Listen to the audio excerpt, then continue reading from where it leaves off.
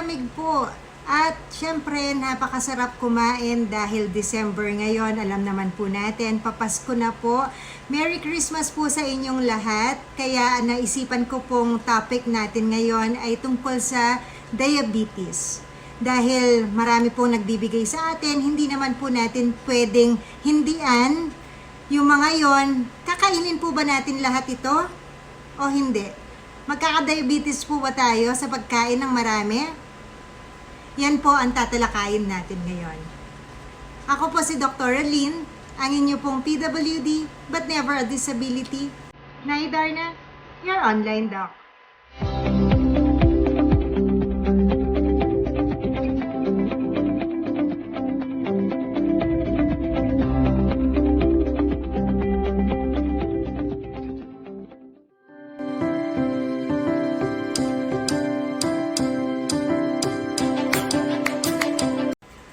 Ang diabetes mellitus. Ang diabetes mellitus po refers to a group of diseases on how your body reacts or uses your blood sugar. At tinatawag po natin itong glucose. Ang glucose po ay very important at very vital sa ating katawan. Dahil po lahat ng cells ng ating katawan, alam naman po natin na babalutan po tayo ng cells. Ang main source of energy po nila ay ang glucose. Ganun po ka-importante ang sugar sa ating katawan. Ano po ba ang dapat nating maramdaman para sabihin po natin na baka may diabetes na po tayo? Ang mga signs and symptoms po ng diabetes ay depende rin po kung gaano po kataas yung blood sugar natin. Okay? Pero usually po may mga sintomas ito like increased thirst, lagi po tayong uhaw, inom tayo ng tubig, meron po tayong frequent urination, lagi tayong umiihi, extreme hunger, yung katatapos lang kumain, gutom na naman, at saka parang hindi tayo nabubusog.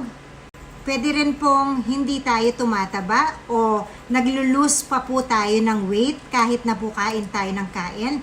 Usually po ang complaint sa clinic Doktora, bakit po kaya nangangayayat ako? Ang bilis ko naman pong, ang dami ko naman pong kinakain. Pwede po yon, no? Tapos pwede rin po na mapagod kaagad, easy fatigability, at mairita tayo kaagad sa simpleng mga bagay lang. Pwede rin po na kapag advanced cases na po, pwede pong manlabo ang mata. May mga pins and needles po sa ating mga extremities. May nararamdaman po tayong numbness. At ito po, usual complaint sa clinic, nagkakaroon po sila ng mga sugat na hindi gumagaling kaagad. Matagal bago gumaling ang sugat kahit lagyan na po ng antibiotic o uminom na ng antibiotic at lagyan ng ointment, matagal pa rin po bago maghilom. Yun po ay isang sign na baka may diabetes po kayo. At isa pa ay ang frequent infections. Pwede po nating magkaroon ng frequent infections po. Pwede po sa gums, sa may bibig, pwede pong magkasingaw or oral sores. Pwede rin naman po sa skin natin, pwede po yun. O kaya naman po, vaginal infections, nangangati po ang puwerta. Sa clinic po, sa mga pasyente ko, kilala po ako na lagi ko pong sinasabi ang mga komplikasyon po ng diabetes. Hindi po para takutin sila, pero para mas takutin sila. Kasi po, di ba, makikinig lang tayo sa doktor natin kapag alam natin kung ano ang possible na complication nito kapag hindi po ito na-treat. Yun po yung purpose ko ng pananakot. Pero bago po natin i-discuss yung mga complications po, alamin po muna natin yung mga risk factors po, kung ano po ba ang nakakadagdag sa diabetes. Okay? Unang-una po ay ang strong family history. Kapag daw po may magulang tayo na may diabetes, 40% na po ang chance natin na magkaroon ng diabetes. Kahit na hindi pa tayo diabetic, ina-advise natin na kapag may strong family history tayo ng diabetes, magpa-blood chem na po, magpakuha na po ng sugar level at an early age para po ma-monitor po natin. Ang pangalawa po ay ang ibang mga risk factors like mataas po ang BP, ang blood pressure, mataas po ang cholesterol. Kapag po overweight tayo, malaki rin po ang tendency na magka-diabetes po tayo. At pag sedentary po ang lifestyle. Ang sedentary lifestyle po, lagi lang pong nakaupo at nanonood ng TV, gadgets, kaya po pinagbabawalan ko ang mga pasyente ko, lalo na po yung mga bata. Dapat po marunong din po tayong gumalaw-galaw at ang screen time po natin, ang panonood ng TV, ang pagga-gadgets ay limited lamang po to 2 hours a day. Marami po akong matatanggap na bash dahil dito, pero yun po talaga ang totoo. Real talk lang po tayo, ha? Pwede pong mag-develop ng diabetes ang mga bata dahil po sa roon nila ng sedentary lifestyle, pati po ang mga matatanda, pag hindi po tayo masyadong gumagalaw, at risk po tayo of developing diabetes mellitus. Ano po ang mga komplikasyon ng diabetes? Ang diabetes po ay ina-affect niya from head to foot. Opo, totoo po yan. From head to foot, pwede pong magkaroon ng komplikasyon dahil sa diabetes. Kasi po, may dumadaloy po na dugo sa utak natin hanggang sa paa po natin. Ang elevated sugar, nasa dugo po yan. Sa clinic po, para ma-visualize po nila at para maintindihan po nila ang komplikasyon ng diabetes, ina-explain ko po sa kanila kung paano po ang nangyayari during may diabetes po tayo. Consider nyo po, i-imagine nyo na ang blood po natin ay kasing labnaw lang po or same consistency as tubig. Okay? So, ganyan po ang dumadaloy na dugo sa atin. Mabilis po ang pagdaloy niya. Pero, try po nating bigyan ng sugar.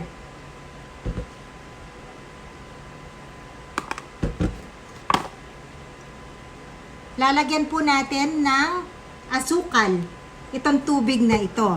Itong tubig na ito ay ang ating dugo. 1 kutsarita, 2 kutsarita, 3 kutsarita.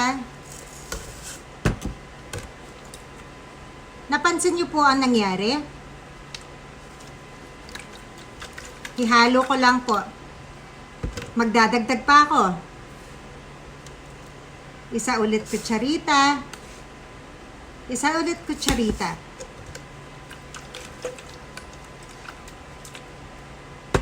Ganun po ang nangyayari sa ating mga katawan kapag napupuno na po tayo ng sugar.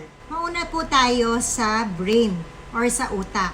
Pwede po tayong magka-stroke dahil po ang dugo natin ay malapot. Nakita nyo naman po kanina kung paano po nangyayari yon. Ang dugo natin ay dumadaloy pero malapot. Ang ibig sabihin po nito, hindi niya madedeliver kaagad yung mga nutrients, yung mga oxygen na kailangan po ng brain natin at pwede tayong ma-stroke. Added pa po rito ay kung meron tayong other risk factors like yung sinabi ko kanina, mataas ang cholesterol natin, mataas ang presyon, definitely sa mga blood vessels po natin, sa mga ugat natin, may namumuo po na taba, tapos dadaloy pa sa mga ugat natin ang mabagal na dugo dahil medyo may kahinaan na ito at napapatungan pa ng mga ibang mga bagay, lalo na po tayong mai-stroke. Yon ang unang-unang komplikasyon ng diabetes. Nakakatakot, di po ba? Ang magka-stroke tayo dahil sa sluggish ang blood flow natin sa brain. Ang pangalawa po ay sa mata. Ano naman po ang ginagawa ng diabetes sa ating mata? Since sabi ko nga kanina, yung blood flow, pumupunta po yan sa ulo hanggang paa natin. So, dahil rin po sa mabagal na pagdaloy ng dugo, yun po yung komplikasyon niya sa ating mga mata. Nagkakaroon po tayo ng cataracts. 20% of diabetic patients have cataract. And aside from this, meron din pong 10% na nagkakaroon po ng tinatawag naming retinal detachment o nawawala po yung retina or wallpaper ng mata. Ito po sa kalaunan, kapag hindi po na-treat, pwedeng magkaroon tayo ng pagkabulag na pwede rin pong permanente po ito. Kaya ingatan po natin ang katawan natin. Hinahabilin ko po lagi na ingatan natin. Ang pangatlo po ay sa puso. Okay? Katulad rin po ng sa utak, dahil po ang dumadaloy na dugo ay sluggish, pwede pong nababarahan yung mga ugat natin sa puso at added pa po yung sinabi kong risk factors na naman na mataas ang cholesterol. Yun po ang bumabalot sa puso. Yun po ang nagkakakos ng myocardial infarction na tinatawag namin o sakit sa puso. At kung hindi naman po tayo mamatay dahil dito, ang paulit-ulit po na pagkakaroon po ng ganitong sakit ay pwede pong magkaroon ng lamat o scar. Yun po ay magiging chronic heart failure po. Siya po ang cause ng chronic heart failure. Susunod naman po ay pumunta na tayo sa ating mga bato o sa kidneys. Alam niyo po ba na ang diabetes ang number 1 cause po ng pagdadialysis at later on, kung hindi na po kaya ng dialysis, magkakaroon po siya ng end-stage renal failure na pwede pong ang gamot lang renal transplant. Ngayon naman po, punta na tayo sa pinakababa, sa ating mga paa, sa ating mga extremities. Dahil po, syempre, dumadaloy rin ang dugo doon. Nagmamanhid po siya na hindi natin nararamdaman, nasusugatan na po tayo. Then, ang mangyayari po sa sugat, matagal pong maghilom. Ganon po yon sa diabetes. Pwede pong, kapag napabayaan po ito, pwede po itong matanggal. Matanggal po ang ating mga paa dahil sa diabetic foot ulcers po na tinatawag natin. Pwede tayong ma-amputate o matanggalan ng paa o matanggalan ng daliri dahil sa diabetes. Ang isa pa ay dahil mabagal ang paghilom ng mga sugat na ito, pwede ring magkaroon sa iba't ibang parte ng katawan natin. Yung binanggit ko kanina, dahil po humihina po yung resistensya natin, considered na immunocompromised tayo kapag may diabetes tayo. Pwede rin pong magkaroon ng mga iba't ibang infection sa iba't ibang parte ng katawan natin. Example po sa gums or sa vagina po. No? Pwede rin pong magkaroon ng pins and needles sensation. Yun pong parang kinukuryente, pwede rin po yun. Ang tawag natin doon ay polyneuropathy. Sabi ko nga po kanina, ang mga diabetic patients po are immunocompromised din. That's why they are prone to other infections like UTI po. Very common po yan sa kanila. Mag-urinary tract infection po, tapos may mga skin infections na dapat rin po tinitreat natin. Kayun po yung dahilan kung bakit every year po dapat talaga ma-flu vaccine sila at every 5 years pneumococcal vaccine sila para iwas po tayo dun sa mga ibang sakit na pwede nilang magkaroon. Ang sarap po kasi talagang kumain di ba? Yun lagi ang sinasabi ng mga pasyente ko sa akin. Doktora, ang sarap pong kumain. Ang sinasabi ko naman po sa kanila, real talk lang, masarap nga pong kumain pero mas masarap mabuhay. Tandaan niyo po yan. Kung gusto nyo pa pong makita yung mga apo nyo at mga apo nyo sa tuhod, kailangan po mag-control po tayo ng ating mga sugar sa katawan. Ngayon po, kailan naman po tayo kailangang pumunta na sa doktor? So, kapag may sintomas po tayo, pwede po tayong pumunta na po sa doktor para ma-monitor po yung mga blood sugar levels po ninyo.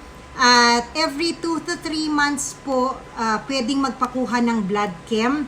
Kasi po yung hemoglobin A1C na tinatawag namin or HbA1c ay detection po ng sugar for the past 3 months. Hindi nyo po pwedeng dayain yon. May target levels po kami na sinusunod para sabihin namin kontrolado ang sugar ninyo. So, unang-una po ang sugar control. Ang control po natin ng sugar, yun ang unang-una nating kailangan gawin para ma-prevent po natin itong mga complications na ito. Alam po ng doctors nyo, yung mga endocrinologist nyo, kung ano po ang gagawin, yung mga internal medicine specialist nyo po, kung ano po yung gagawin, kung bibigyan po ba kayo ng gamot, at kung kailangan nyo na po bang mag-insulin. Ang ibang risk factors po ay kailangan din po nating i-treat. Like halimbawa, kung mataas ang kolesterol, dapat din pong i-treat ang kolesterol. Para po iwas tayo dun sa komplikasyon, lalo na sa stroke at saka sa atake sa puso. Ang exercise din po ay malaking bagay. So, advice ko po na gumalaw-galaw lang po tayo everyday. Kung kaya naman pong maglakad, huwag na po tayo mag-elevator. Isa po yon. Exercise na po yon. Yung paglalakad po, hindi naman po kailangan talagang gumawa ng cardiovascular exercise na mag-gym at lahat-lahat. Pero simple walking, brisk walking, pwede po kayong mag-jogging tuwing umaga. Pwede po kayong mag-zumba. Pwede po na sumabay po kayo sa mga ibang sumasayaw, pero practice lang po social distancing, ha? Kasi po, ang advice po ay 150 minutes of exercise in a week po. So, kung i-compute po natin yon, pwede na po na 30 minutes in 5 days. Ang paglalakad po sa SM, kung 20 minutes po kayo naglalakad doon, sige po, pwede na po yon as long as gagalaw tayo. Ang diabetes po ay considered lifestyle disease. So, lifestyle disease, kailangan po nating baguhin ang ating lifestyle. Mag-modify po tayo ng diet. Yun po yung tinatawag nating diet modification. Hindi po natin tatanggalin lahat, pero in small quantities lang po. Piliin po natin ang tamang pagkain at isa pa dito ay sapat lamang. Yung kailangan lamang ng cells natin para mag-function, hindi po sobra-sobra. Ibig sabihin po nito, huwag po tayong kakain ng sobra-sobra, dapat lahat in moderation lang. Papayagan ko pong kumain po kayo ng cake, mga ice cream, pero tikim-tikim lang po, ha? Huwag pong isang buong ice cream ang kakainin o 5 slices ng cake. Definitely po tataas po talaga ang sugar ninyo doon. Avoid rin po natin yung mga high calorie food. Ano po yung mga high calorie food? Pasensya na po, ha. Pero ito po ay ang burgers, ang chocolates, ang butter, ang cake, basta anything na may refined sugar po. At importante po sa diabetes na malaman natin na ang carbohydrates po ang main culprit. Okay?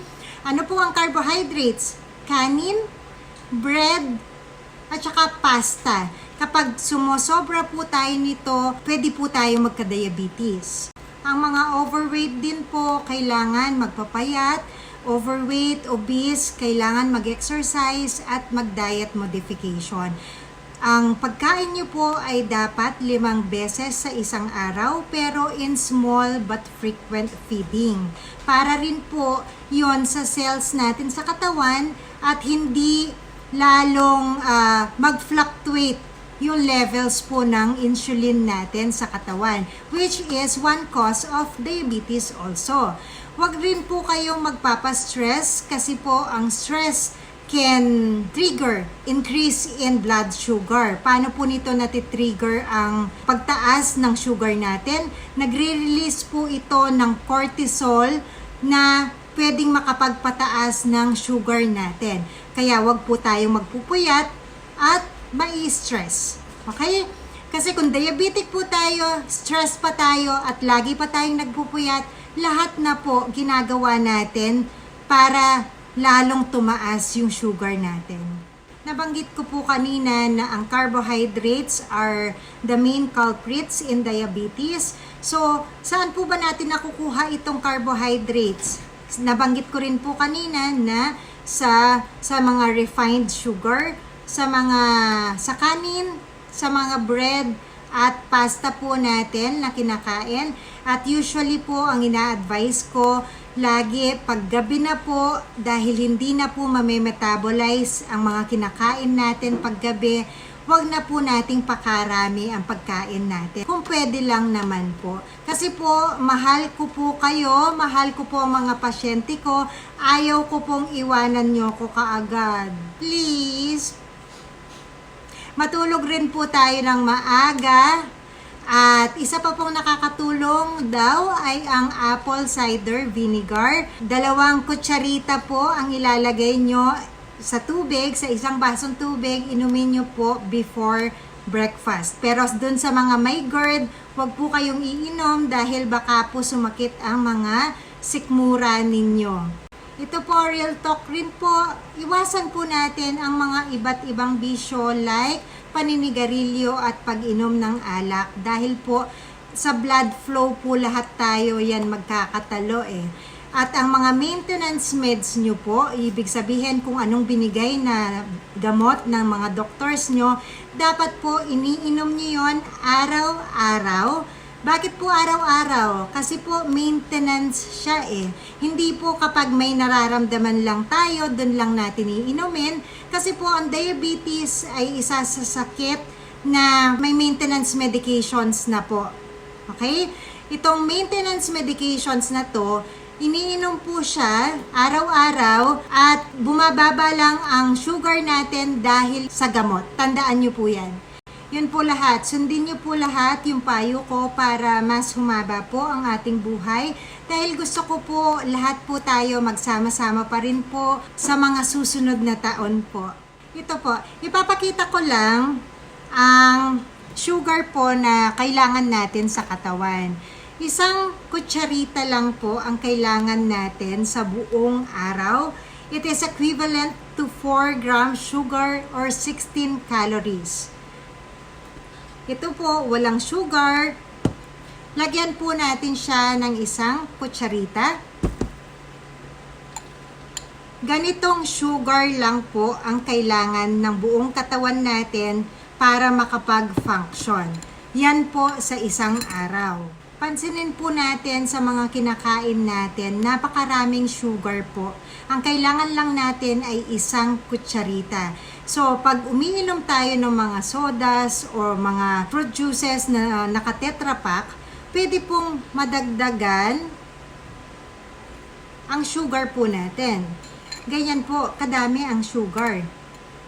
Kung mapapansin nyo po, talagang mahirap. Mahirap po. Kaya think before we drink, think then before we eat.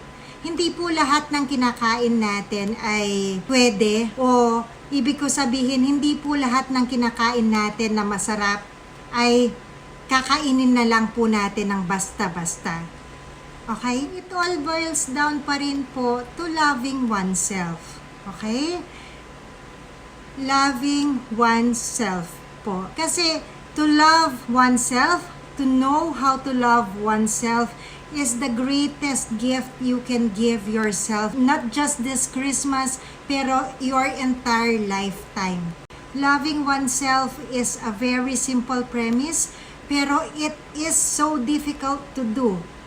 Alam ko po yan. Napakahirap na mahalin natin ang sarili natin kapag may weakness tayo, kapag hindi natin nagagawa yung mga bagay na dapat nating gawin. Pero, we should start now. Lagi niyo pong tatandaan, it is not selfish to love oneself.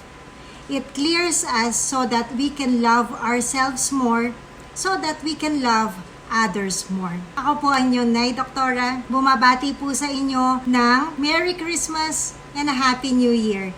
Ingatan po natin ang mga sarili natin at mahalin po natin. Yun lang ang ihahabilin ko.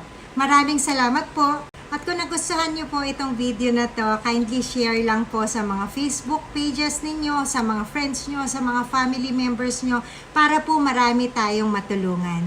Maraming salamat po, at kung may nararamdaman naman po kayo, pwede po kayong magpakonsulta sa amin sa www.onlinedoc.com.ph, Your Lifeline Online. Kasi po ngayon, ang mga doctors nyo, online na. May pinrepare pala akong sayaw para po sa inyo. Enjoy!